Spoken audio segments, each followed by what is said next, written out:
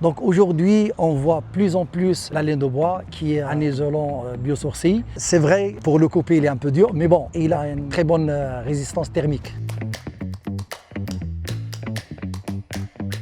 C'est M. Safi Mohamed de la société Soreco. Je suis conducteur travaux principal, donc responsable sur cette opération. On est spécialisé dans les façades, tout type d'isolant. On est sur le chantier de Clichy-sous-Bois. Il y a un isolant un peu spécifique qui est biosourcé, qui est laine de bois. La laine de bois, il a beaucoup d'avantages au niveau d'énergie et d'acoustique aussi.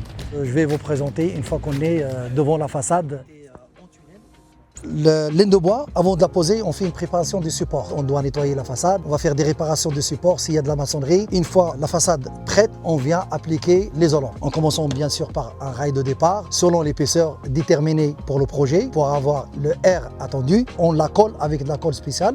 On pose la laine de bois avec de la colle. Une fois qu'elle est posée, on cheville une cheville par plaque et on continue. Si on arrive à une fenêtre, on est obligé d'avoir un L comme celui-là pour éviter les fissures. Une fois que tout est fini, on applique la trame, première couche, et la deuxième couche de la trame jusqu'à ce que le support est prêt pour recevoir la finition talochée déterminée par le projet. La voici finie. Une fois que tout est fini et taloché, on pose la bavette. On passe sous le capotage de la menuiserie pour éviter le retour d'eau et l'infiltration côté intérieur. Donc voici un peu la phase finale des TE fait avec la laine du bois.